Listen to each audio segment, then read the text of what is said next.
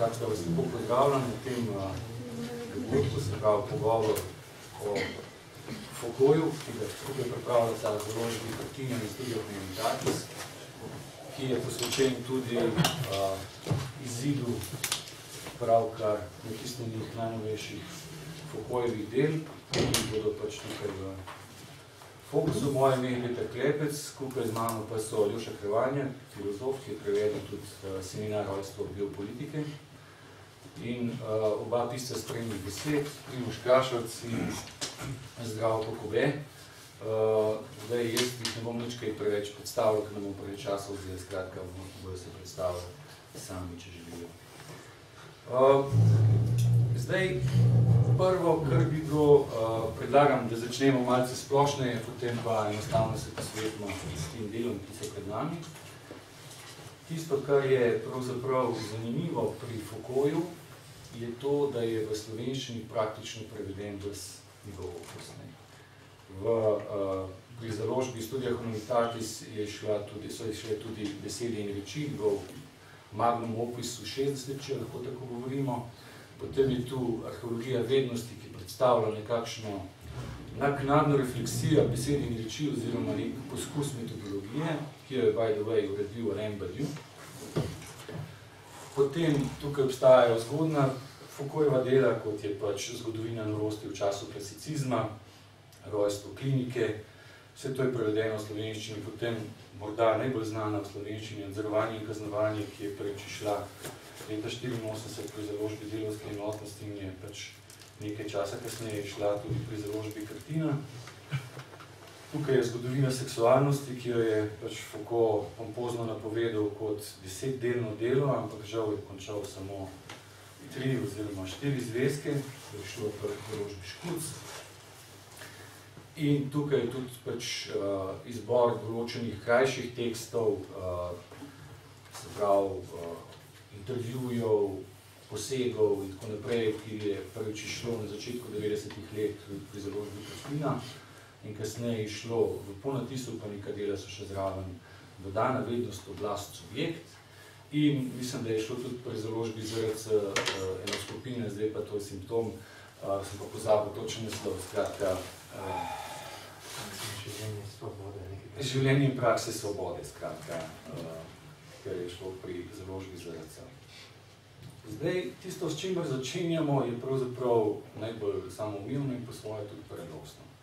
Pravi, Foucault je v tem prostoru zelo prisoten, tako zelo prisoten, da pravzaprav težko primerjamo kakšne druge avtorje, ki bi enostavno bili tako prevedeni z filozofskega, sociološkega, zgodovinskega področja v slovenščini. Morda je tukaj pač razumljivo, sta tukaj Marx in Engels pač na nek način precej prevedena, tukaj pač Heidegger, Nietzsche, kar po svoje na nek način priča tudi o razširitvi določenih struj, šol, idej in tako naprej. Zato bi na začetku pač svoje sogovornike, vi ste pa vsi vabljeni v razpravo, kamor vas kot usmerjevalec pač enostavno vključim, ko dvignete roko in se priglasite k besedi.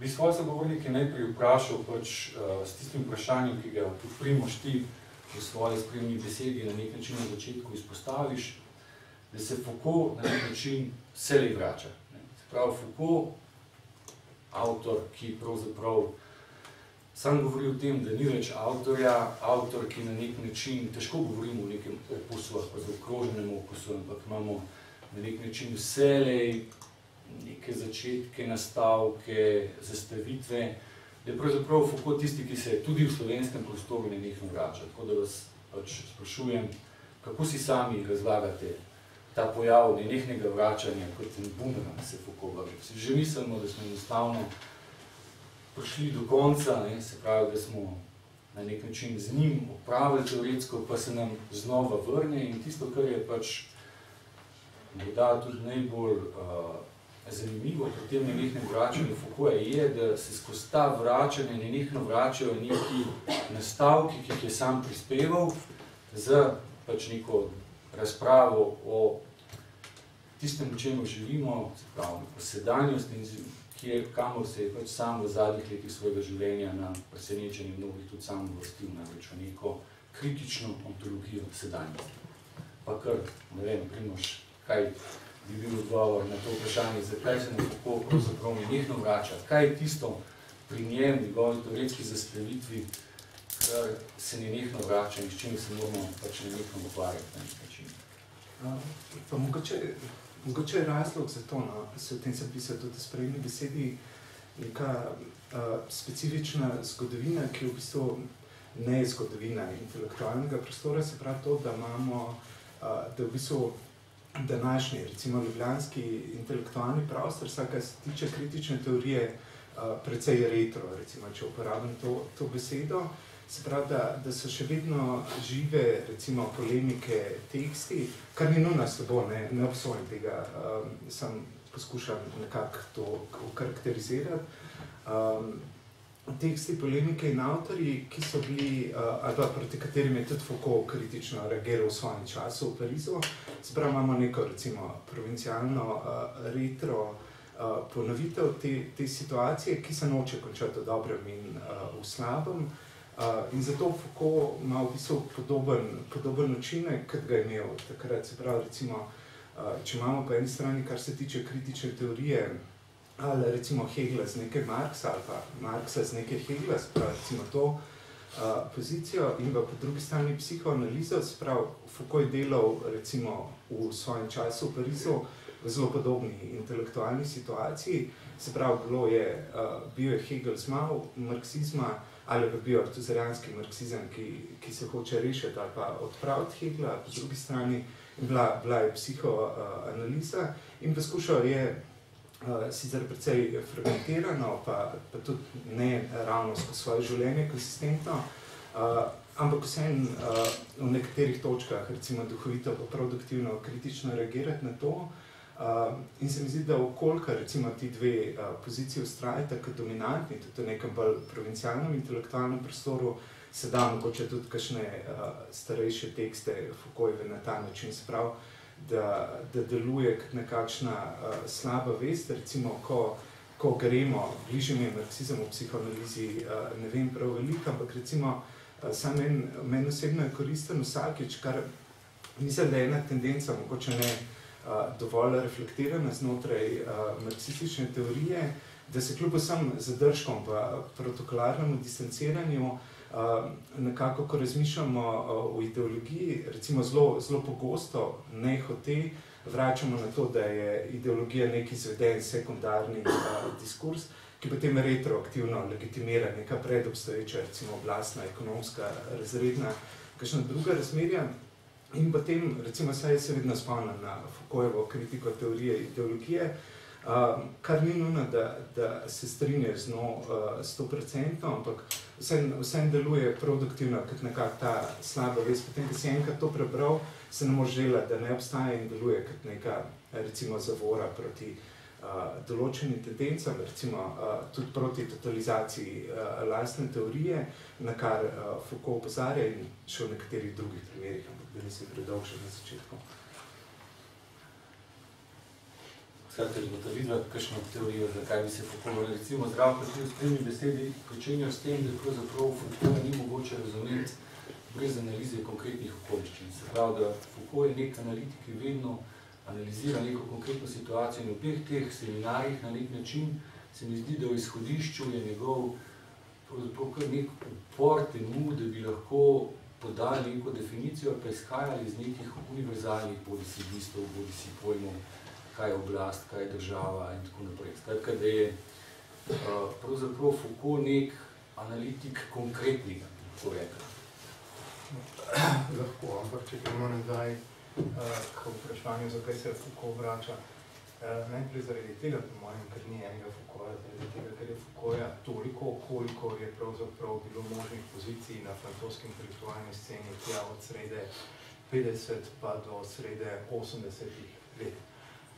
Recimo, ko je prišel na prizorišče, ko je zares zaslovel s besednimi rečmi, se je predstavil kot predstavnik strukturalistične šole, ki je bil politično pravzaprav prej na desni kot na levi. Sodeloval je pri Fouchejevi reformi izobraževanja, ki je bila eden od vzrokov za 68 in v tej knjigi se je zelo vehementno, s največjimi možnimi besedami razmejil od Marxa in rekel nekaj podobnega. Marksizem je v filozofiji 19. stoletja, v misli 19. stoletja kot riba v vodi, kar pomeni, da povsod drugod crkne.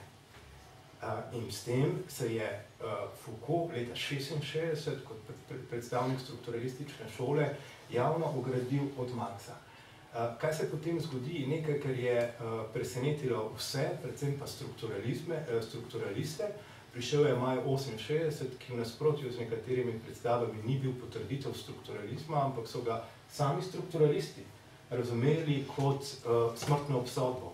Konec je, rekel Lévi-Strauss, in on je omenil, to maj 68 niso samo demonstracije študentov, je tudi mrtvaški list strukturalizma. In zaradi tega so se morali ti ljudje zdaj na hitro, oziroma so se na hitro preoblikovali. Leta 1969 arheologija vednosti in potem recimo predavanje, kaj je avtor, najdemo nekega popolnoma drugega Foucaulta, ki ena trdi, da ni strukturalist, jaz nikoli nisem bil strukturalist, in drugo, odkrije, da je Marx morda vendarle bolj sodoben avtor kot nekdo, ki ga je treba zapisati v 19. stoletje. In sedaj v naslednjem obdobju Foucault ne samo, da sprejema osnovne okvire marksističnega diskurza, ampak ga celo radikalizira in postane pravzaprav eden od bolj zavzetih maoistov tistega časa, ki med drugim zagovarja tudi kako bi rekli, odpravo, ljudska sodišča, oziroma ne ljudska sodišča. Ljudska sodišča so zanj še premalo radikalna. Zakaj? Zaradi tega, ker še zmeraj ohranjajo neko predstavo, da je mogoče priti do resnice s pomočjo nekega objektivnega postopka. Ne, mi hočemo predvrednotiti celotno družbo, mi hočemo odpraviti samo idejo pravice in krivice. Zakaj? Zaradi tega, ker je ta buržoazna. In od tod potem razvija tudi cel kup novih motivov, od recimo specifičnega intelektualca, ki je pravzaprav prevedba neke maoistične teze o tem, kako da vednost ne prihaja, množice vedo, niso intelektualci tisti, ki vedo, intelektualci se morajo učiti od množic.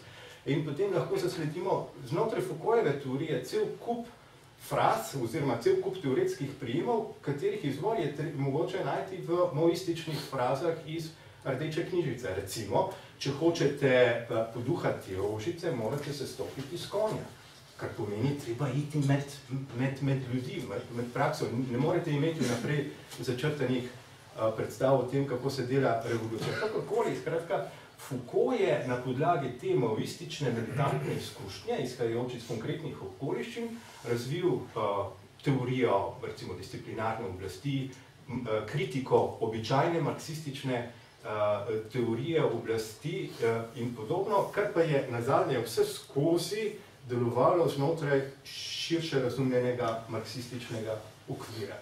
Poskušajo skratka z maoizmom prenoviti marksizem za sodobni čas. V to se vključuje tudi kritika psihoanalize. Ampak kaj se potem zgodi? Nek marksizem in vsa tista gibanja, ki so sledila maju 68, se izpojejo. Foucault zdaj pravi, da je šlo za velik nesporazum v odnosu do strukturalizma in nesporazum v odnosu do marksizma in da je kaj treba narediti, stvari treba zastaviti popolnoma na novo. Obstaja en krasen intervju, zame res en od velikih dogodkov v zgodovini teorije 20. stoletja, to je intervju za neki nemški časopis z naslovom Folter, se pravi nasilje, trpinčenje, to je v katerih se Foucault dobesedno izreče, deklarira, da je konec neke socialistične, leve politične misli. V tistem trenutku, skratka, treba je vse začeti na novo. In kaj Foucault tedaj naredi? Ja, začne na novo. In mislim, da je v tem spet veličina Foucaulta. Po tistem, ko je bil nekoč strukturalist, potem, ko je bil maoist, je sedaj poskušal ubesediti levo politično teorijo z pomočjo novih pojmov, od vladnosti do neoliberalizma. In Foucault nam morda je mogoče reči, da je tedaj poskušal izkoristiti neoliberalizem za reformulacijo recimo, leve politične misli. Zdaj, bojim se, skratka, imamo cel kup teh različnih Foucaultjev. Foucault je tudi potem tisto o skrbi zase, ki se spet vrne nazaj k Grkom.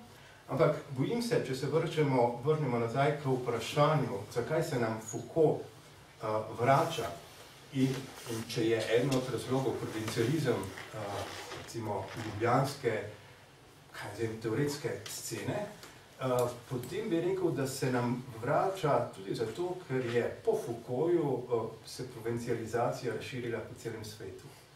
Namreč bojim se, da nihče tiste misli, tistega projekta, ki ga je začel Foucault leta 1978, ki je, recimo leta 1977, ki je obdobje njegove teoretske in politične krize, nihče ni nadaljeval.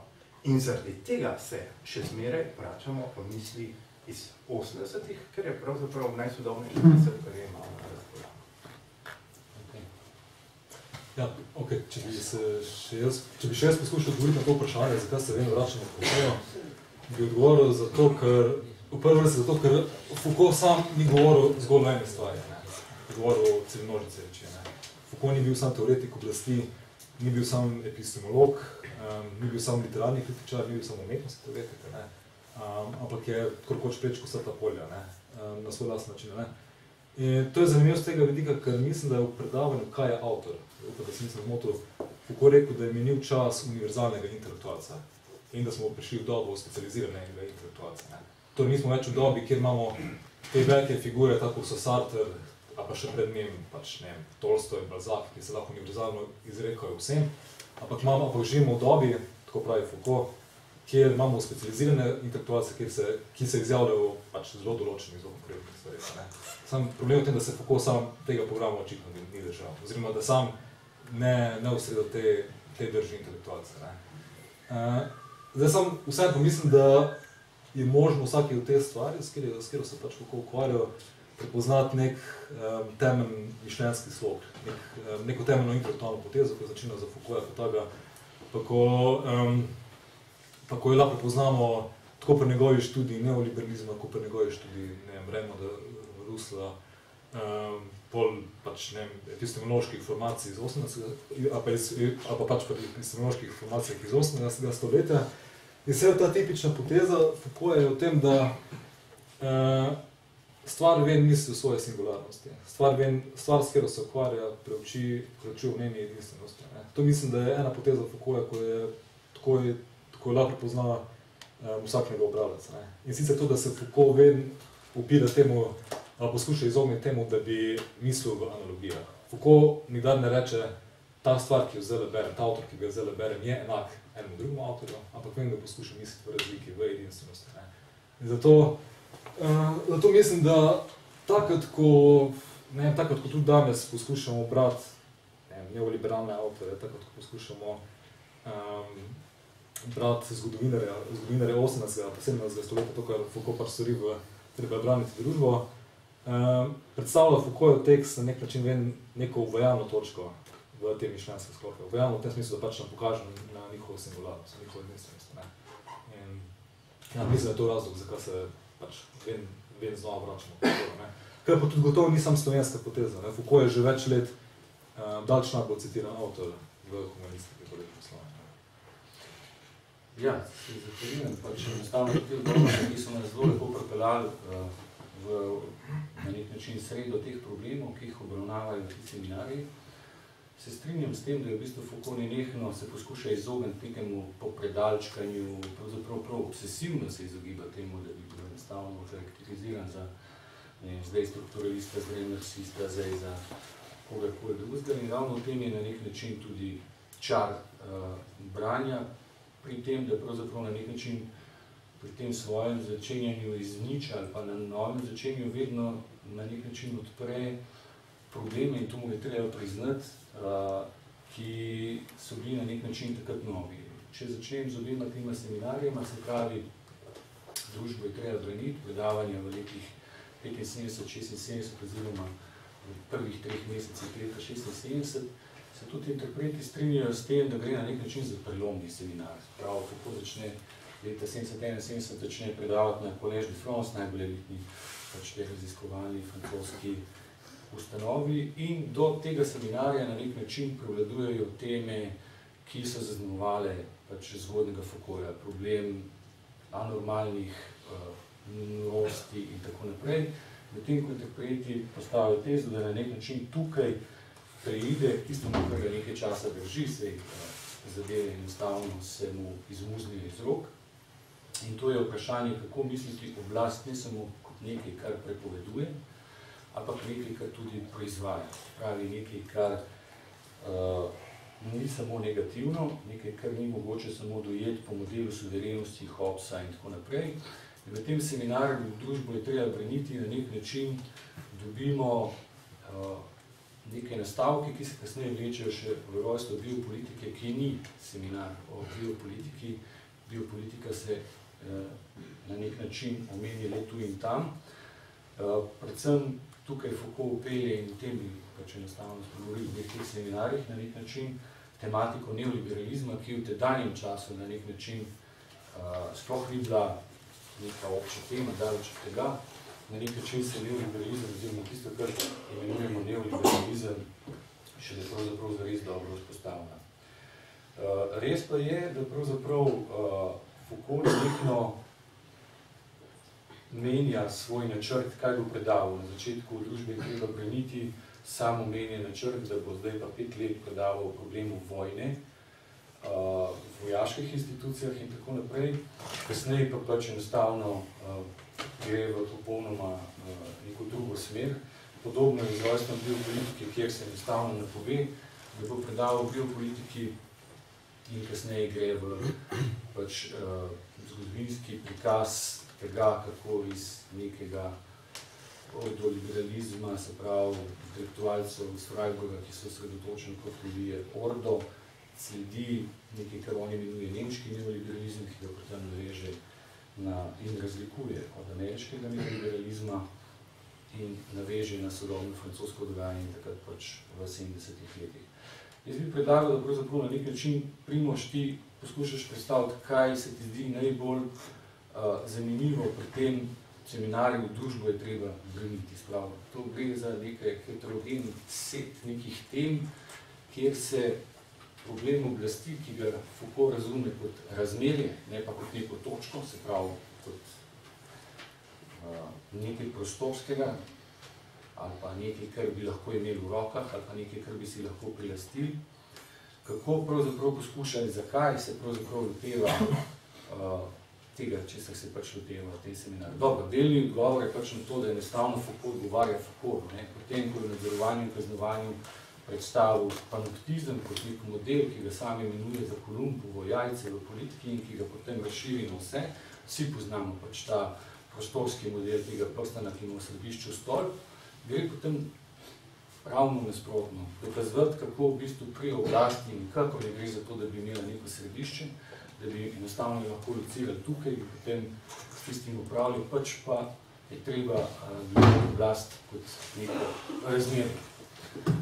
Ja, kar je meni posebej zanimivo pred tem seminarjem družbe je treba braniti, verjetno pri prvem branju. Mislim, jaz sem to knjigo kupil v slovenskem prevodu že veliko let nazaj, najprej nisem vedel, kaj ne z njo. Tako da sem Foucaultem na sniženju, da sem rekel, zakaj ne. To mi je bila precej bizarna, ker sem bral, nisem vedel, kaj si mislil po njej. Bil zelo nekarakterističen Foucault za nekoga, ki je prebral zgodovino seksualnosti ali pa nadzorovanje in kaznovanje, ker je saj poskušati neko urejeno zgodovinsko interpretacijo z kakor toliko jasnimi poantami in tudi recimo kakšnimi kritičnimi deli ali pa implicitnimi ali pa eksplicitnimi polemikami z drugimi interpretacijami, ampak mislim, da je zdaj po več branjih, mislim, da je to ravno prednost tega seminarja ali pa te knjige, se pravi, vidimo sam raziskovalni postopek, podobno, kot recimo, če beremo Marksove rokopise, recimo Grundrissa, te pripravljalne rokopise, kjer vidimo raziskovalca vse negotovosti, recimo tudi lahko detektiramo odmike, recimo tam, ker gre nazaj, pa reče, ok, ta smer, to se ni ravno išlo, gremo 3 korake nazaj, poskusimo nekaj drugega, ali pa recimo pride kakšen nov vir in more po skladu s tem prilagoditi svojo teorijo ali pa svojo interpretacijo določenega zgodovinskega obdobja ali pa določenega procesa. Tako da mislim, da je predvsem metodološko zanimiv.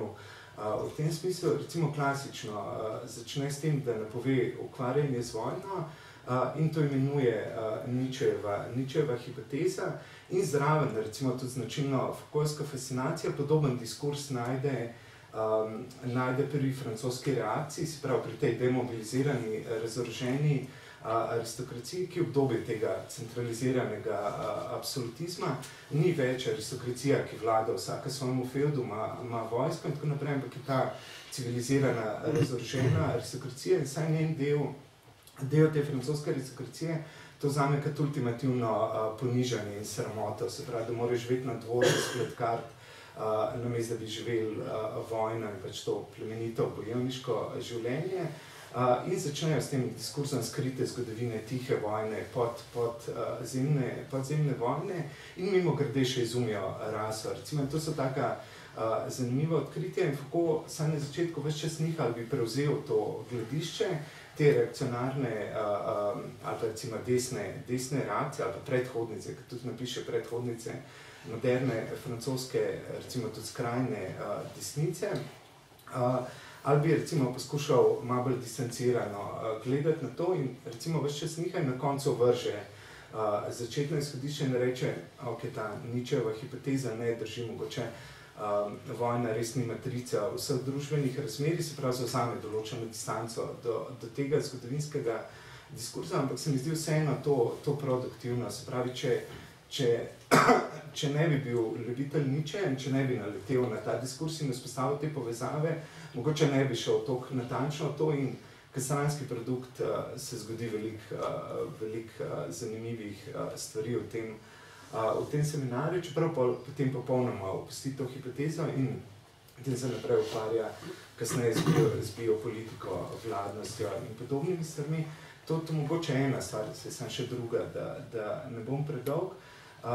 Druga je pa ta, da v tem seminarju, recimo, nisem prebral vsega od Foucaulta, ampak recimo, kar je meni še posebej zanimivo, pa nisem drugje naletel, da recimo to je hkrati obdobje, recimo prva polovica 70-ih, ko Foucault intenzivno kritizira marksistične predstave o ideologiji, klasično marksistično teorijo ideologije, medtem ko v tem seminarju uporabi afirmativno, ko raziskuje, recimo, to sta kakšne 2 strani, mislim, da v drugem predavanju, recimo tako bolj kot daljša opomba po črto, ki je v samem tekstu, raziskuje razmerje med suvereno in disciplinsko ali pa disciplinarno oblastjo in potem nekje napiše, da je suverenost pravzaprav ideologija disciplinske oblasti in uporabi izraz ideologija brez distance. Se pravi, vsem potem, ko ga najprej zavrne, vsem najde prostor, recimo, kjer lahko umesti tudi koncept ideologije, tako da je veliko takih zanimivih momentov, niso vsi ravno povezani, ampak mislim, da v tem je prednost tega seminarja, se pravi, ker se vidijo te trenutki, ko se nekaj zgodi, tudi če se kakšne stvari ne nadaljujejo. Ja, strinjam, da v bistvu je kar zahteven seminar za nekoga, ki pač enostavno je navajen na tega klasičnega Foucaulta, da kar naenkrat pademo v nek material, ki izgleda zelo neobvladljiv, ki pravzaprav sploh ne veš, zakaj zdaj treba te zgodovinarje, pa umne zgodovinarje in tako naprej. Je pa tukaj seveda v tem seminarju tudi po moje na nek način je ambivalenca. Zdaj, če hočemo, lahko beremo ta seminar pač kot da na nek način išče neko skrito matrico ali pa ne vem kaj, marksizma, ker na neki točki pač enostavno se skliče na neko Marksovo pismo Engelsov, kjer pač Marks pravi, sej razredni boj sta midva odkrila pri francoskih zgodovinarjih in tako naprej. Po drugi strani je pa sam konec, ko na nek način privleče pač ta koncept rasizma, rahlo zaskrbljujoč, ker na nek način pač reče, da vrst socializem 19. stoletja ni nič drugega kot rasizem, kar bi lahko pomenilo, da na nek način ta nalepka rasizma, kakokoli že razumemo, ki jo on pač povleče še na državni rasizem, bi lahko veljala tudi na nek način za rasizem. Ne? Skratka, tukaj je treba imeti skozi biti treba previden, zato, če se pravzaprav dobro spomnim, Zdravko, si ti na nek način Foucault je označil za nevarnega avtorja, sprav nekoga, pri katerem moramo biti res skozi pozorni, kaj beremo in kaj na nek način se odpira. Tako da... Nevaren zaradi tega, ker nikoli z njim ne veš, kam te bo pripeljal. Zaradi tega, ker se zdi, da je avtor, s katerim se v osnovi strinjaš in potem se ti mirno lahko zgodi, da te pripelje popolnoma nepričakovanega tja, kamor si nikoli ne bi predstavljal. En od takih primerov je neoliberalizem, za katero Foucault najde pravzaprav precej teoretskih podlag, tako da bi lahko iz njega razvili model za novo mišljenje družbe. Ampak, če gremo še malo nazaj, treba je braniti družbo, jaz bi, seveda, če beremo ta seminar, oziroma ta predavanja, ta kurs, vidimo, da se nekaj dogaja, da neka teoretska zgradba začenja po mojem razpadati, da je prišel do neke meje, od katere pravzaprav ne ve več kam naprej. Ampak mislim, da je tudi to, kar se tukaj dogaja, še zmeraj nekaj, kar je mogoče postaviti v isti okvir, ki ga je Foucault postavil od, recimo, začetka 70-ih let. In to je nazadnje, recimo, široko razumljen marksistični okvir z celim kupom maoističnih primisij, ki se ukvarja, in ničejanskih primisij tudi, zakaj ne? Jaz mislim, da med maoizmom pa ničejanstvom obstaja precej sorodnih, se pravi, podtalnih prehodov, ampak znotraj tega okvira, ki je še zmeraj marksističen, podaja analizo oblasti, v prvi vrsti disciplinarne oblasti.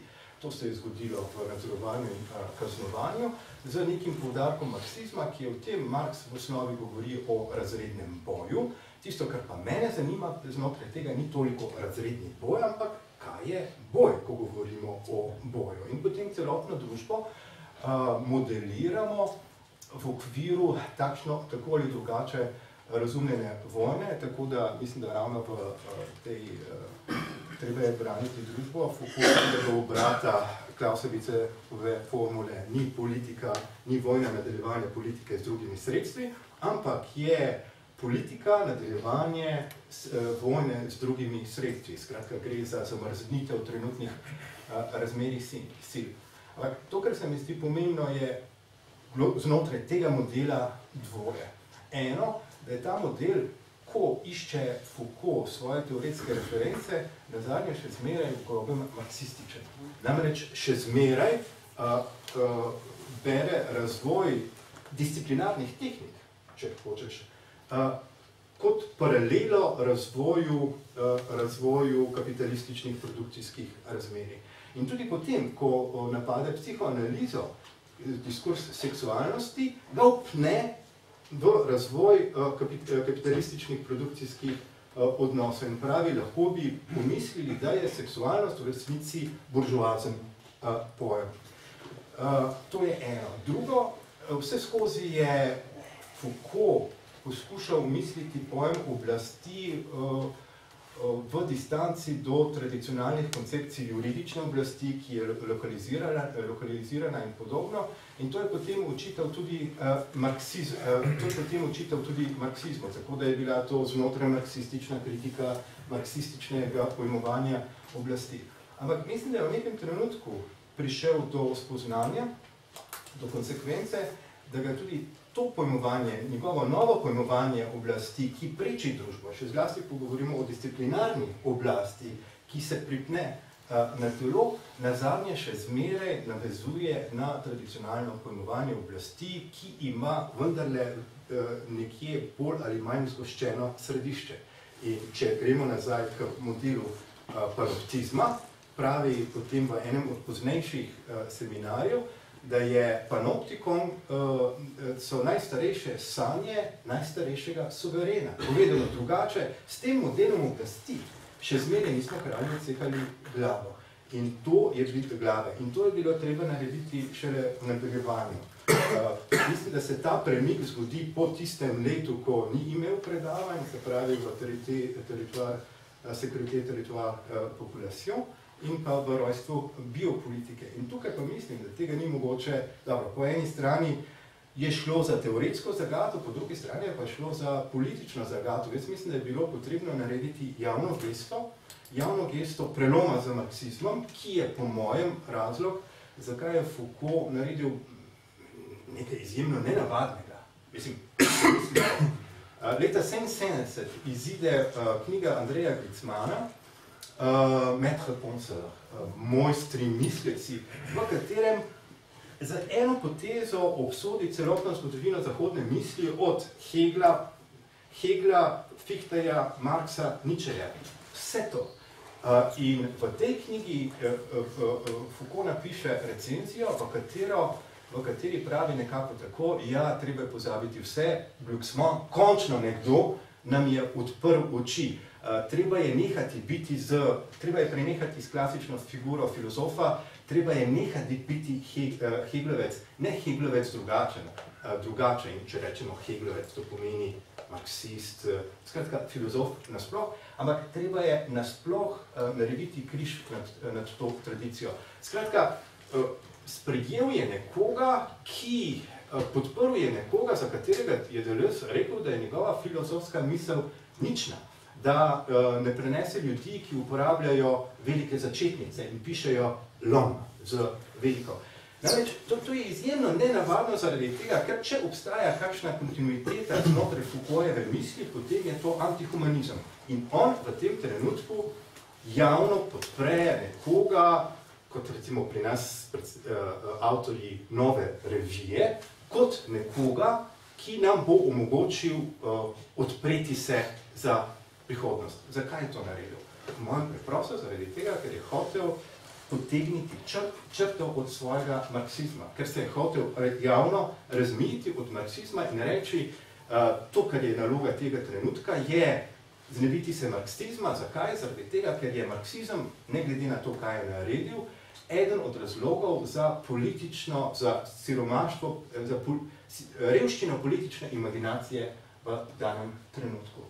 To je eno. Drugo, kar je bilo treba narediti, je bilo treba se osvoboditi tudi od maoizma. Namreč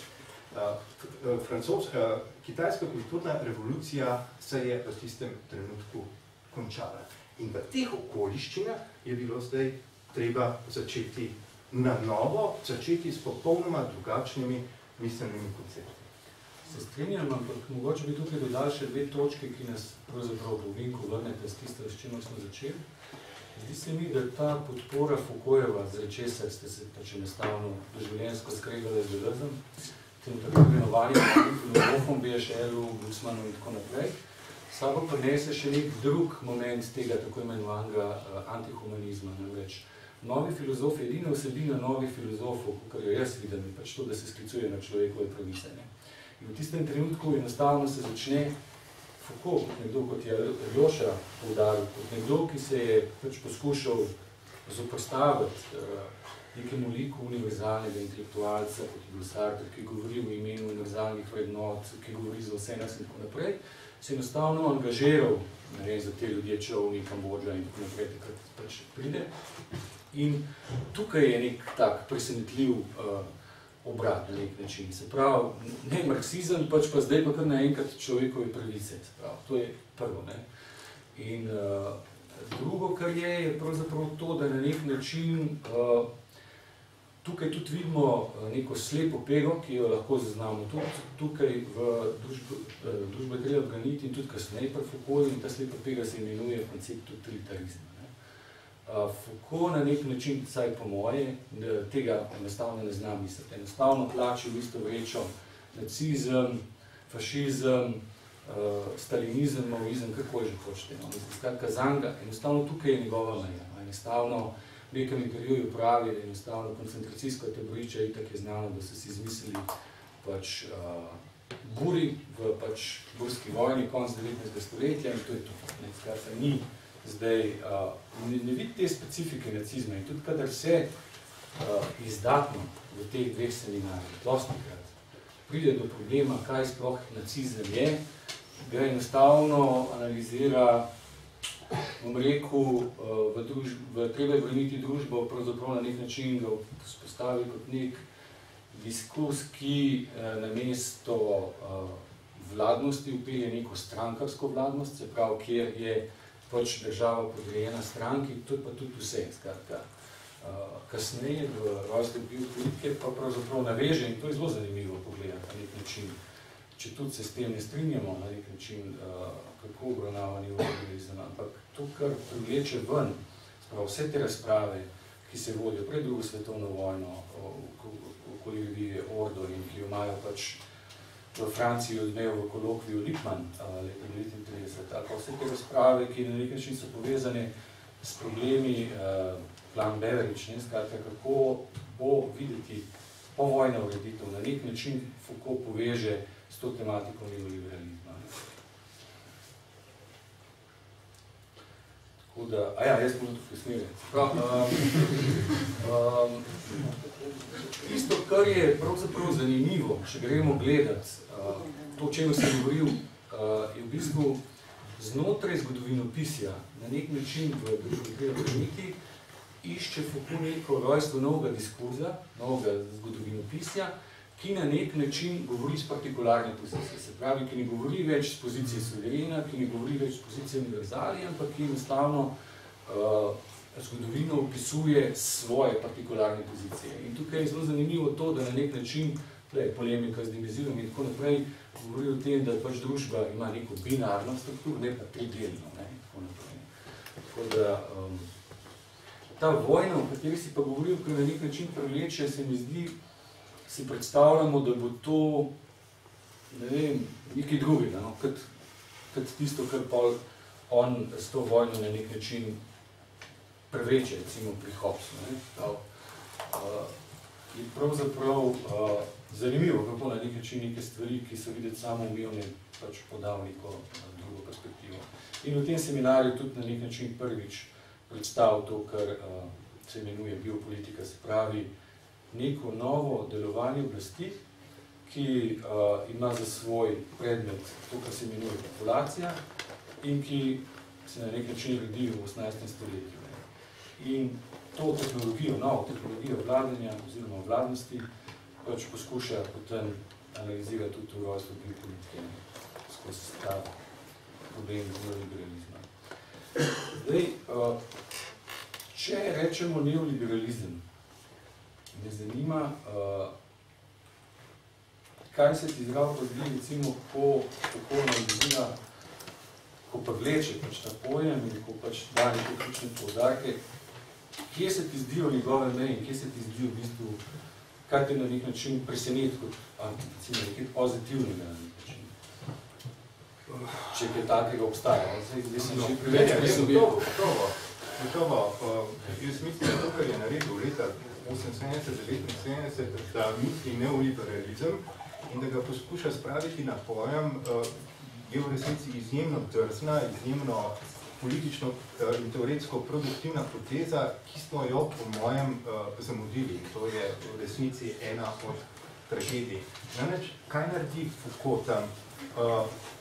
V enem od redkih mest izpelje, dobro, naredi še eno avtokritiko, ko reče, ko se, kot pravimo v ist leta 72, rečete, da je, ko sem kritiziral nacizem, sem naredil napako. Ne? Ampak potem leta 78, 78, mislim, da v prejšnjem seminarju pravi, ko sem govoril znotraj disciplinske oblasti, sem svobodo razumel kot hrbtno plat discipline. Skratka, razsvetljenstvo, ki je izumilo človekove pravice, pojem svobode in vse tako naprej, je hkrati izumilo tudi disciplinarno oblast, v kateri so šola, kasarna, tovarna, bolnišnica, podobne drugi in to dvoje moramo misliti skupaj. Svoboda je preprosto hrbtna plat discipline. No, potem pa pride do tiste cezure, po mojem, leta 77 in zdaj ponovno naredi neko kritiko in rečete, da ko sem govoril o liberalizmu na ta način, sem se zmotil. Nisem povedal pravilno. Zdaj, ne vem, kaj je neoliberalizem, ali je to kaj velikega ali kaj majhnega, ampak gotovo je nekaj drugega, gotovo je nekaj novega. In to novo bi rad analiziral v njegovi specifičnosti. To ni niti povratek nazaj k liberalizmu 19. stoletja, ki je po Foucaultu samem se diskreditiral za veliko gospodarsko krizo, niti ni čisti kapitalizem. To je nekaj drugega. Zdaj, kaj to je? Dvoje bi opozoril, na dve stvari bi opozoril. Najprej to, da je mogoče v tem, po mojem, videti nadaljevanje neke maoistične, v zanimanju za neoliberalizem je mogoče videti nadaljevanje maoističnega, recimo, zastavitve. Zakaj? Zaradi tega, ker so tudi maoisti hoteli misliti družbo tridelno. Ne tako, da imamo na eni strani kapitalizem, ki ga zavračamo, na drugi strani pa socializem sovjetskega kova, ki ga ravno tako zavračamo. Hočemo nekaj tretjega, hočemo trikotnik, hočemo nekaj, kar bi odpravilo relevantnost tovrstnih opozicij. Ampak v resnici so nekaj zelo podobnega naredili tudi prvi neoliberalci v začetku 30 let, recimo Röpke ali Ristov.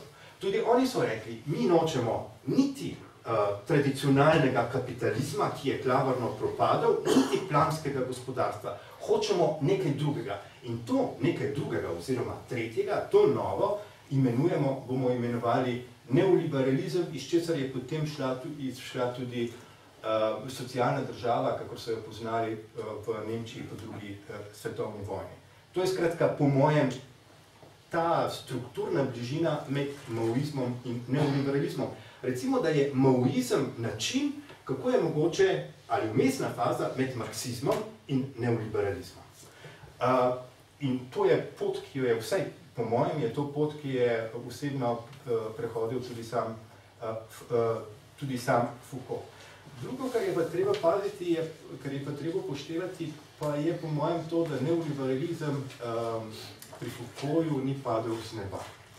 Namreč, že predtem je, še v času, ko se je ukvarjal z disciplinarno družbo, je opazil, da disciplinarna družba prihaja do svojih meja.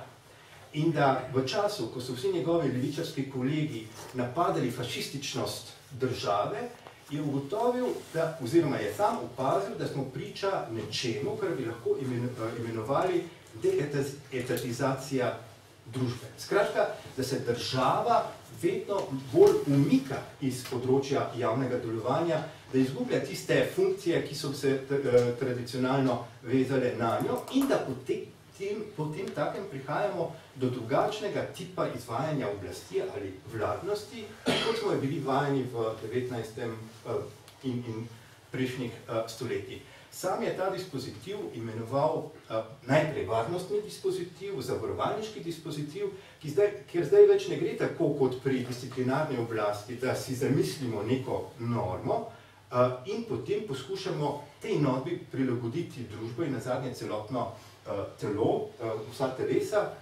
Skratka, ne gre več za tisti dispozitiv, ki ima svoj model v panoptikonu ali v tovarni ali v šoli ali v disciplini, ampak gre za nekaj popolnoma drugega. In to je zdaj to, da pustiš stvari, da se dogajajo same od sebe, ti pa od zunaj zgolj poskušaš postaviti tiste meje, ki jih sistem v svojem delovanju ne sme preseči. In François Evald, ki je bil tedaj Foucaultjev asistent na Collège de France, je izbrskal nek zakon o odgovornosti za nesreče, ki je postal iz leta 1898, ki je govoril o rudniških nesrečah. In osnovna poanta je bila v tem, kdo je odgovoren. Nihče ni odgovoren. Nesreče se dogajajo. Tisto, kar je treba vzpostaviti, treba narediti, je preprosto vzpostaviti okvir, ki bo poskrbel za to, da bo teh nesreč čim manj, ne da bi za to preprečevali vsako posamično nesrečo. In to je zdaj ta novi varnostni dispozitiv, novi tip oblasti, ki ki ga je Foucault videl na delu, skratka, za katerega je Foucault menil, da se na novo vzpostavlja in ki implicira popolnoma drugačno notranjo organizacijo. In v čem je notranja? Medtem, ko disciplinarna oblast postavlja meje, tlači, omejuje, poskuša modelizirati družbo po vnaprej zadanem načrtu, ta varnostni dispozitiv v resnici igra na svobodo, troši svobodo, spodbuja, da se procesi odvijajo sami od sebe in potem tako rekoč se pripne na nje, se prilagodi v realnosti. Foucault nekje pravi, novi, varnostni dispozitiv je odvisen od svobode, troši svobodo, kar pomeni hkrati, da je mora nenehno proizvajati. Skratka, spostavil je nek model družbene organizacije, ki ne temelji več na omejevanju svobode, temveč na spodbujanju, na proizvajanju svobode. In pravi, ni liberalizma brez kulture nevarnosti. Skratka, tudi povečevanje nevarnosti. Edino, kar je treba vzpostaviti, je neka varnostna mreža, ki bo delovala kot super veliki zavarovalniški sistem, ki bo poskrbel za tiste, ki nesreče se pač dogajajo, imajo to smolo, da izpadajo iz sistema. In zato je zdaj se Foucault potem lotil tudi neoliberalizma, ker je videl v neoliberalizmu neko tehnologijo vladanja, ki je prilagojena družbi, ki se že vzpostavlja. In za Foucaulta, vi, je tedaj govoril, vi, ki nastopate proti državi, in misleč je bilo, vi, ki ste brali nadzorovanje in kaznovanje in povsod vidite roko države, ki plači zatira, disciplinira, pomirite se, pihate v jadra, plavate s tokom, zaradi tega, ker država izginja. In to je tisti model, ki se je potem spostavil, ki ga je Foucault poskušal analizirati s pomočjo neoliberalizma. Ja, tukaj pač enostavno po moje ena prekrita polemika je tudi z delozem in baterija, skratka, ki na nek način imata to molarno, molekularno in tako naprej. Kdo še kaj dodal tukaj? Ja, jaz bi možda dal to, da verjetno je... Jaz sem se vprašanje. A že zdaj? Lahko? Ja. A ni del tega, da zveš, kdo je kriv del te mreže? Ko ste govorili o tej mreži, a ni s tem, da ko zveš, kdo je kriv, a ni to del te mreže? Varnosti. Ne. Preprečevanje nesreče. Ne, pri ideji varnostne mreže, vsaj tako je Eva Tiskov napisal je neko celo knjigo o Etat Providence in to mislim, da je nekaj, kar je Foucault sprejel, je osnovni poudarek, da je vprašanje krivde popolnoma nepertinentno. Nesreče se dogajajo, še enkrat. Ne bomo se zdaj ukvarjali s tem, kdo je, ne vem, v rudniški nesreči naredil, poskrbel za to, oziroma kriv za to, da se je tam nek upornik podaril. Seveda, treba izpostaviti varnostne mehanizme, standarde, ki jih je treba izpolnjevati, zaradi tega, da se to ne bi ponavljalo, dogajalo. Ampak v resnici jemljemo že vnaprej zakup tovrstne nesreče. Mi lahko že vnaprej vemo, da karkoli bomo naredili, oziroma tako, to je ideja obvladovanja naključja, naprej že vemo, koliko nesreč se bo približno zgodilo. In potem določimo, glede na to, koliko smo sposobni prenesti in koliko smo pripravljeni vložiti, kje je tista meja, ki je za nas še sprejemljiva. In tukaj zraven je seveda tudi problem statistike. Statistika to predvideva, kakšne so nevarnosti in edini način, da se pač na nek način zavarujemo, pri tem so pač zavarovalnice. In v 19. stoletju na nek način statistika, zavarovalnice se upade in tu je treba v tem delu. Ja, ok. Moram sem hotel to še poudariti, da na nek način prelom med vlastno biopolitike, pa še predtem med predhodnim seminarjem varnost, teritorij in populacija, pa med prejšnjim Foucaultovim delom, in bo še globlje. Ne gre samo za prehod med dvema različnima pojmovanjima oblasti, ampak za neko spremembo v samem predmetu preučevanja. Zdaj, kaj je Foucault, kaj so bili njegovi te največji teoretski projekti v 70-ih? preprosto analize oblasti tam, kjer se oblasti prej ni videli. On je napravil vidno oblast v poljih bolnišnice, mentalnih institucij, umobolnic pa zapora. Oblast je tam nekaj, kar samo po sebi ni problematizirano. Preprosto potrebuješ na nek način zunanjo intervencijo intelektualca, da pokaže, da je bolnišnica strukturirana na način oblasti. Zdaj, Foucault se je pa nenadoma začel ukvarjati z samimi teoretiki vladanja, torej z ljudmi, ki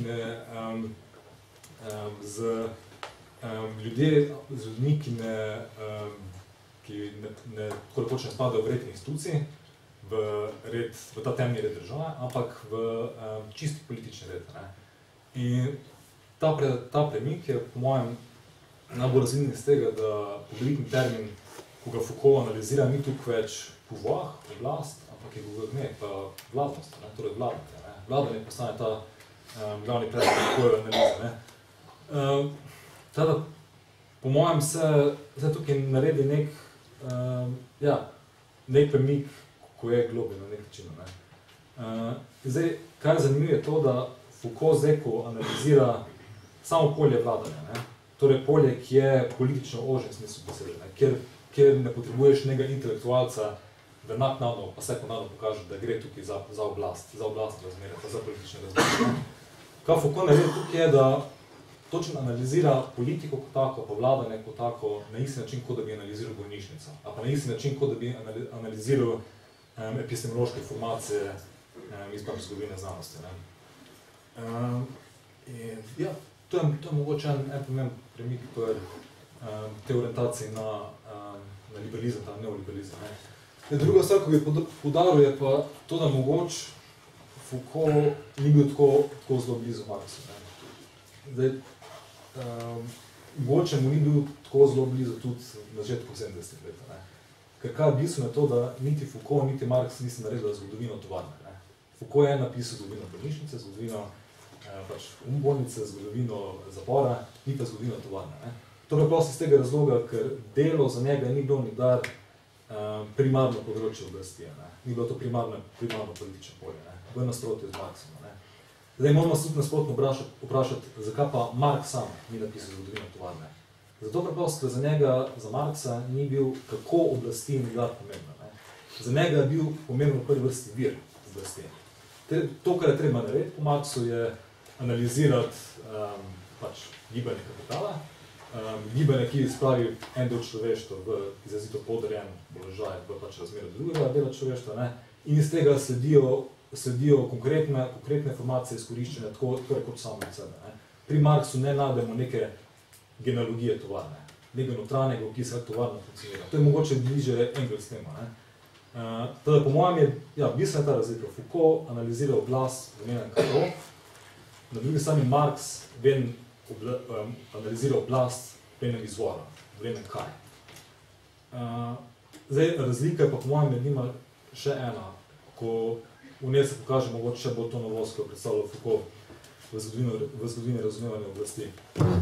In sicer novost v tem, da za Foucaulta resnica ni nek reduktibilen moment oblasti, a pa idejna raven ni nekaj, kar bi lahko navezal oziroma zvedel na materialno podstat, na kjer je potekala oblast, pa oblastna razmera v tej najbolj goli fizični podobi.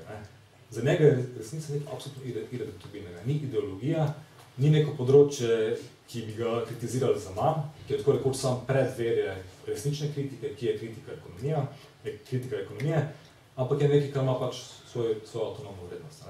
In kaj Foucault naredi na začetku rojstva biopolitike, je to, da poskuša kritizirati neoliberalizem točno v tem momentu.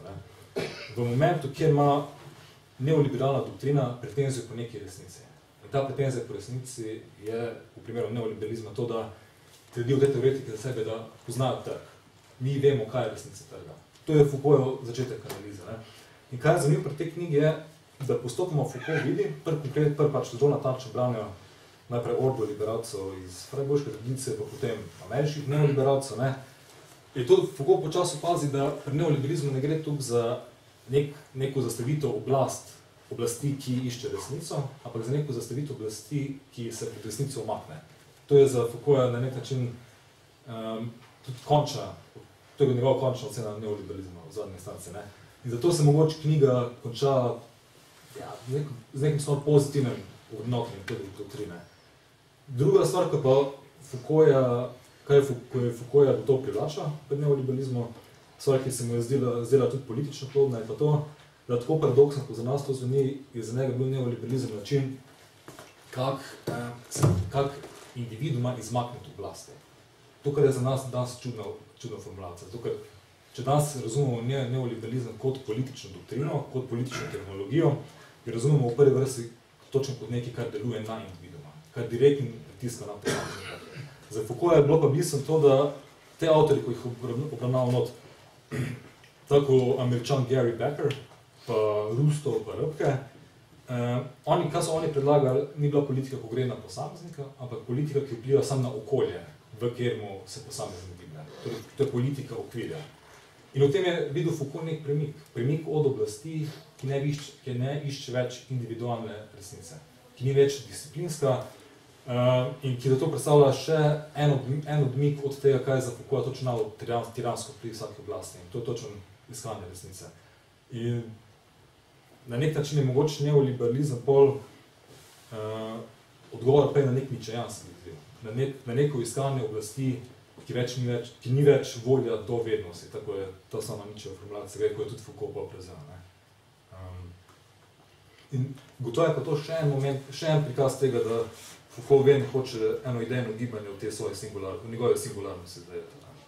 Čeprav tega zdaj govoril, recimo, se mi zdi, da vendarle pa daje nekaj nastavke, se strinjal, da je večkrat malo tako, da bi malo hotel slino poživeti, kad to prebereš. Ponovadi Foucault jaz sem navajeni s kakšnimi dramatičnimi toni in tako naprej in blazna črna slika.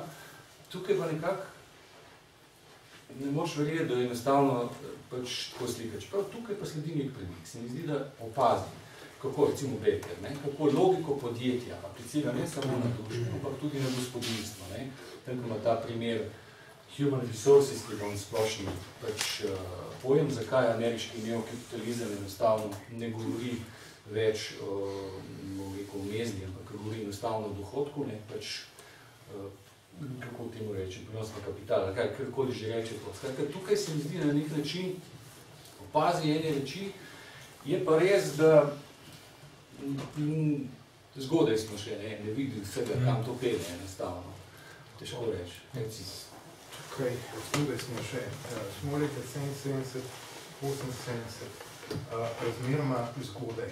Vidi nekatere stvari znotraj varnostnega dispozitiva po eni strani in neoliberalizma kot teoretskega, političnega, vladnostnega projekta, v katerem nedvomno vidi določene afinitete. Recimo, konkretno pri Beckerju, to, kar se zdi njemu, Foucaultu namreč, velik napredek znotraj njegove teorije, recimo kaznovanja, ki kaznovanje obravnava kot ekonomski problem, je v tem, da implicira, kot pravi sam, antropološki izbris zločinca.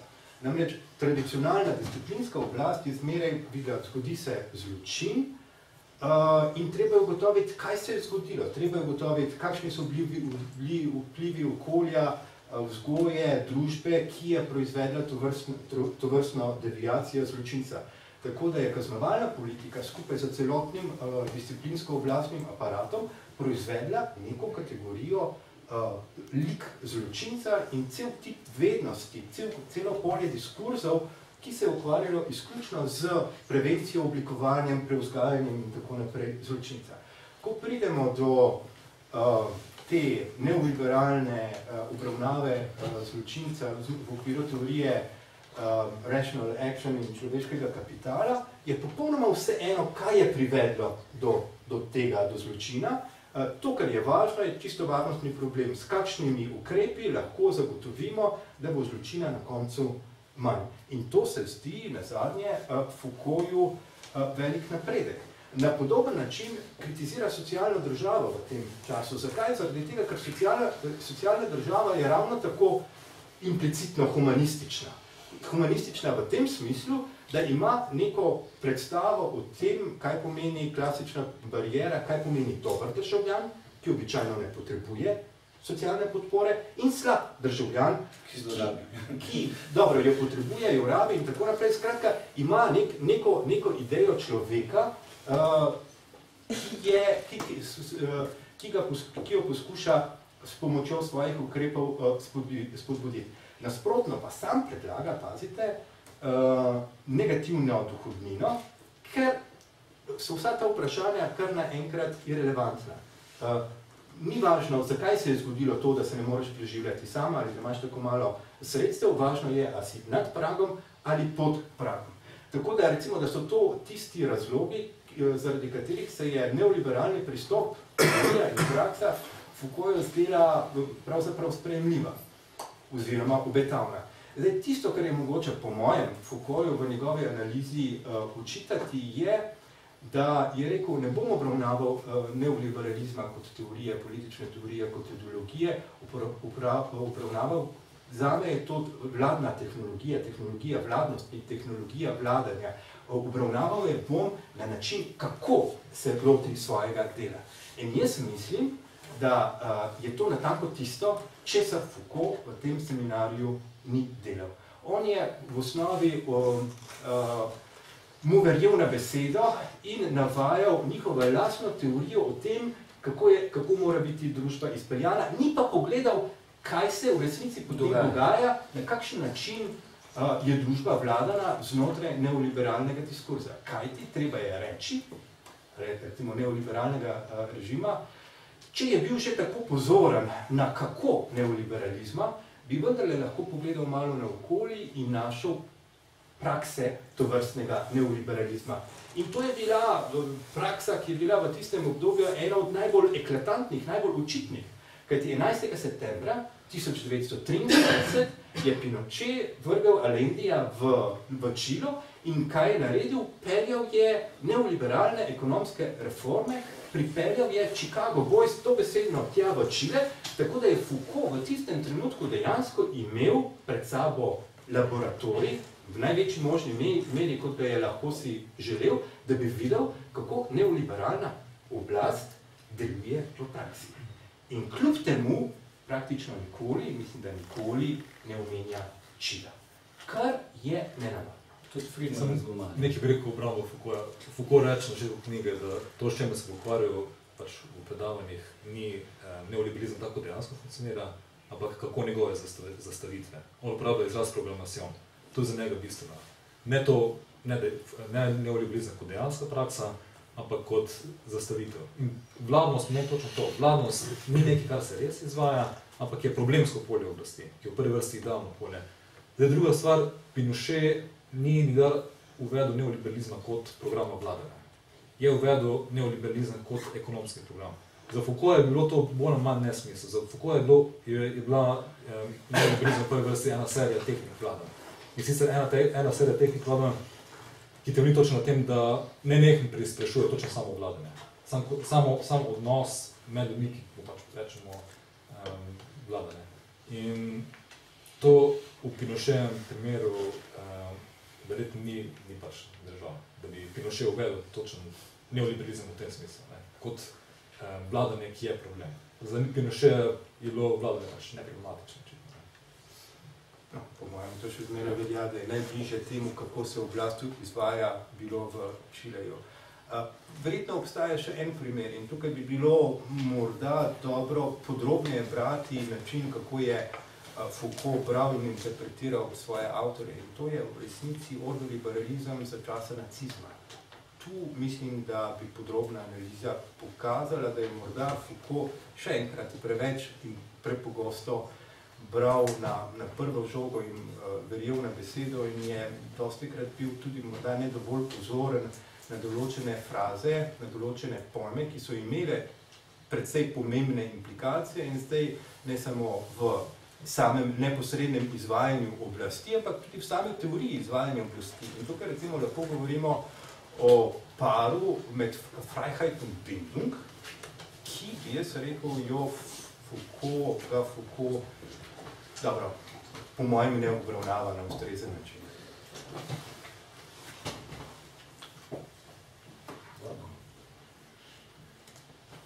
Ja, moje smo prišli do točke, kjer enostavno smo že toliko intrigirali, da si sami vzamete to v roke. Pogledate, se to res, ali ni res, ki so zanimive, ti knjige ste zanimivi za branje.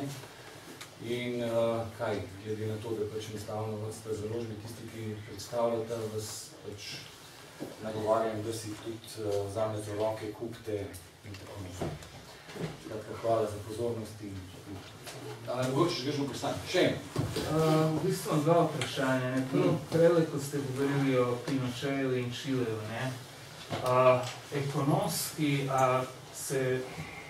ekonomski program, ki je bil upeljen v Čileju, je bil monetaristični. Tukaj dejansko obstaja znak enakosti med neoliberalizmom in monetarizmom kot ekonomskim in političnim sistemom. Pač Chicago šola ekonomije je monetaristična po svoji ideologiji, da tako rečem. In me samo zanima, če dejansko to med neoliberalizmom in monetarizmom obstaja znak enakosti. Ker tako je bilo nekako rečeno. Tukaj, ko ste govorili, ste rekel, da je upeljal ekonomsko neoliberalizem, čeprav je šlo za monetarizem, pa ne vem, ali je to res možno. Mislim, da je najbolj podrobno analizo da Naomi Klein v doktrini šoka, kjer ima zelo izčrpno v ospredju ta primer Čila. Jaz sem že malo pozabil podrobnosti, ampak mislim, da tam je govora o celem kupu teh reform in tako naprej, ki so bile takrat o viskih Chicago Boysov, javnih izjavah in tako naprej, tako da, ne vem, jaz si ne upam zdaj na pamet govoriti. Drugo vprašanje je bilo povezano za ta varnostni dispozitiv, ki igra na svobodo. In mene zanima, če je ta zadnja faza, recimo, nekega socialnega življenja Michela Foucaulta, pač to obdobje, ko je bil v Berkeleyju in v San Franciscu, ki je karakterizirana z konzumacijo trdih drog, kokaina, heroina, pol ekstremnih oblik homoseksualizma in tako naprej, če je to neke vrste in vivo eksperiment na temo te igre na svobodo.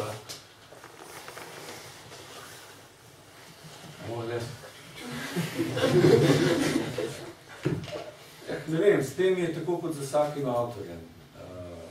Nekaj je, kar avtor proizvede kot svoje teoretsko delo, drugo je pač njegovo teoretsko življenje. Zdaj reči, da je Foucault enostavno to pač kalifornijsko obdobje se najbolj uporablja kot na nek način poceni zavrnitev teh argumentov, ki jih je on pač prinesel. Skratka, z mirno lahko rečemo, se je bil pač, tam je bil sadomazo prakse, pa je tiste igre hvalil, pa tako naprej. Dajte no. Sem tukaj noter v tem kalifornijskem momentu je cel kupenih stvari, ki so tudi teoretsko na nek način drugje prisotne. Se pravi, v tistem sporu, ki ga omenja Deleuze v svojem tekstu, plezir, skratka, ali ugodje, užitek, ali želja. Potem je tukaj problem, kako misliti igro. Tudi tukaj je na nek način rojstvo biopolitike politika omenjena kot igra. Kaj za Foucaulta sploh igra? Potem je tukaj problem, kaj za njega pomeni biti eksperimentator. In se bojim, da neka določena ideologija, ne vem kaj, tudi pri Deleuzu ali pa teh 60-ih je pač enostavno pomenila iti preko meja možnega izkustva tudi s pomočjo halucinogenih drog, če že hočete. Jaz ne bom rekel, da je mogoče s tem kaj dobiti. Verjetno so bili pač ti avtori pripričani, da je na ta način mogoče, Castaneda o tem piše in tako naprej, ampak ne bi pa na nek način bi se poskušal izogibati pri Foucaultu kot tako zelo na nek način, kako bi se temu rekli, znani medijski osebnosti, da bi prehitre usporednice rekel, med tem, kaj je počel in tem, kaj je zagovarjal. Na hitro, mislim, dobro. Neposrednih informacij nimam, poznam tisto, kar sem prebral iz njegovih biografij. V osnovi poudarjajo dvoje. Ja, da je opazil razliko med homoseksualno sceno v Franciji, Parizu na eni strani in ZDA, Kaliforniji, San Francisco na drugi strani in da je sam videl v tej razliki neki napredek. Mislim, da je to tisto, kar lahko rečemo. Hkrati bi pa rekel, da je sam bil pravzaprav koliko vem precej zadržan do problematike recimo homoseksualnega osvobajanja, ker tisto, kar je hotel narediti, je predvsem izmakniti problematiko seksualnosti javnemu diskursu. Ali tistemu tipu diskurza o seksualnosti, ki ima za takšen ali drugačen učinek vpetje seksualnosti in spolnih praks najrazličnejših v oblastna razmerja. Tako da mislim, da je pri njem mogoče najti pravzaprav neko zadržanost do izpostavljanja problematike homoseksualnosti, ker je vedel, da je to vse skozi dvorezen meč. V zvezi z Čilem sem pa hotel opozoriti na nekaj, kar je teoretska plat, ki jo je Foucault morda, oziroma po mojem mnenju gotovo, premalo poudarjal. In to je povezava neoliberalne, recimo, tržne vladnosti na eni strani in politično represijo na drugi strani, ali recimo temu močno državo. To se je zgodilo, dobro, podrobnosti v resnici ne poznam, to bi se moral podrobneje poučiti, lahko se zanesem samo na to, kar sem prebral. Zanimivo je to zaradi tega, ker se je to v Čilu, pojda, v resnici zgodilo. A ne samo to.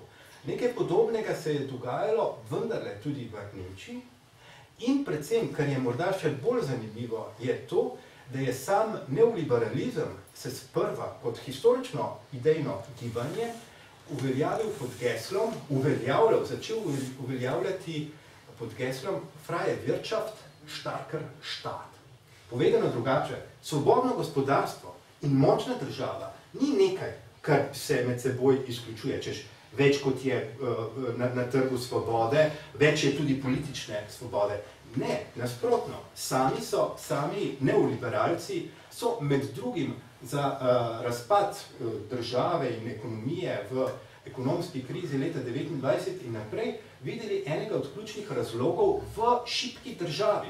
In zaradi tega, če naj bo ekonomija močna, če naj bo ekonomija razvita, močna, mora na področju trga vladati svoboda, vendar znotraj zelo močnega okvirja, ki je seveda neutralen in tako naprej, ampak še enkrat, svobodno gospodarstvo, močna država. To je neoliberalni projekt, po mojem.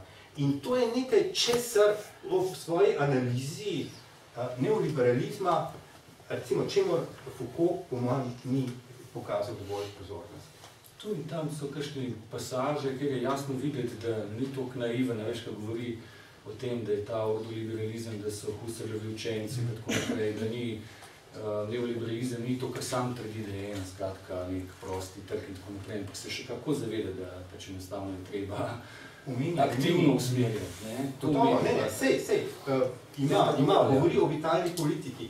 Govori tudi o tem, da je treba svobodo proizvajati. Svoboda se ne dogaja kar samo od sebe. Svobodo je treba gojiti, proizvajati, ljudi je treba spodbujati k temu, da so svobodni. Mimogrede, kako se temu reče danes, nekoč smo imeli socialno državo z standardnimi modeli, danes imamo pa tako imenovano aktivno zaposlovalno politiko oziroma aktivizirajočo zaposlovalno politiko, kjer je vsakdo sam odgovoren za to, da se čim bolj aktivira in vrne na trg. To je utelešenje tistih opazk, ki jih postavlja Foucault o tem, da je treba svobodo proizvajati. Ja, da enostavno postaneš podjetnik samega sebe. In trg ni naravno stanje stvari. Za trg je treba, zato da se vzpostavi tisti okvir, znotraj katerega domnevno naredi tiste čudeže konkurenca, zato je treba pošteno garati. Treba je sprejeti tisoče in tisoče predpisov, tisočkrat je treba posegati v na trg, zato da kao trg deluje in treba je potrošiti ogromno denarja za to, da bo trg deloval. V slovenskem BDP-ju proračunu je, mislim, da približno 4% BDP-ja gre za neposredne subvencije trgu.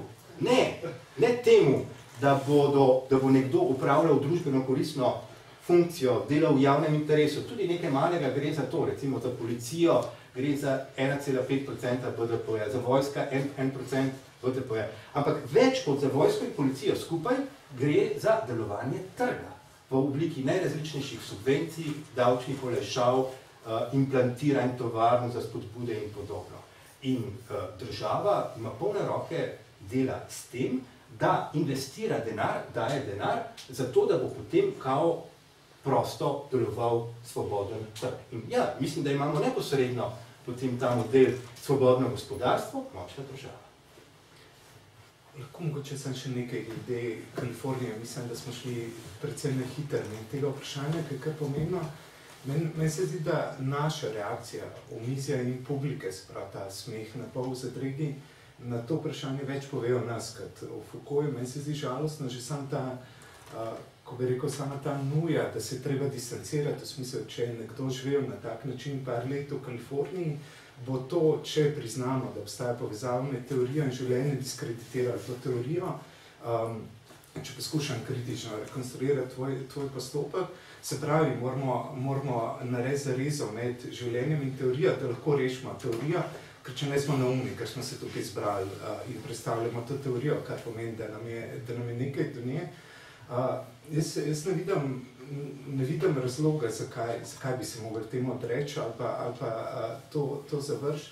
Se pravi, mislim, da več to nam pove v smislu, da o nas, v smislu, da moramo reči, ak se bi sam neumen hipi, ampak vendarle je napisal kakšne zanimive knjige. Mislim, da ne. Jaz mislim, da je to ta oblika življenja, tudi takrat v 60-ih je zahtevala neko, recimo, osebno investicijo, tudi nek pogum, mogoče bila mogoče v nasprotju s stereotipom v 60-ih, saj v Ameriki je bila mainstream družba takrat bolj konzervativna, kot je danes.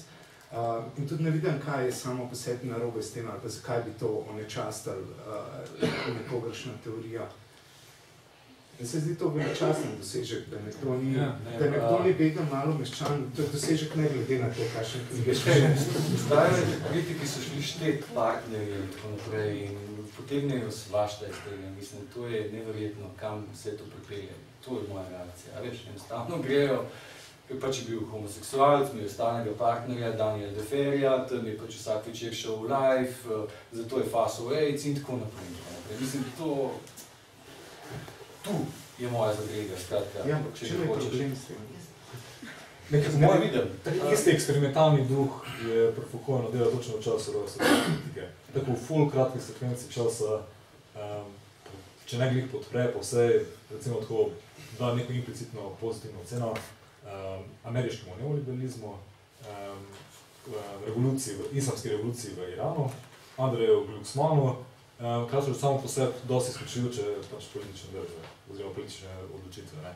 Teda očitno pri Foucaultu ni neke stalnice, ni neke recimo svetovno-nazorske politične stabilnosti.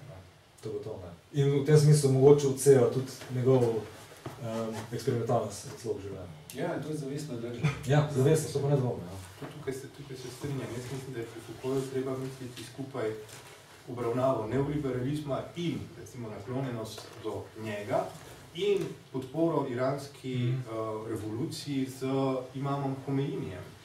To dvoje je treba misliti skupaj in v obeh primerih jaz vidim preprosto poskus misliti drugače, odprtosti mišljenja, odkriti nove horizonte, najti neko pot ven, kajti mislim, da je vse skupaj išlo iz ocene, da smo globoko v riti.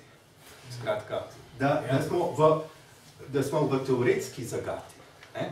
In da je zaradi tega treba začeti misliti na novo in tega ni mogoče narediti drugače, kot z tem, da vlečeš radikalne poteze. Skratka, da se ne ustrašiš, in zato nevarno mislec, tudi pred, ne vem, imamom Homeinijem.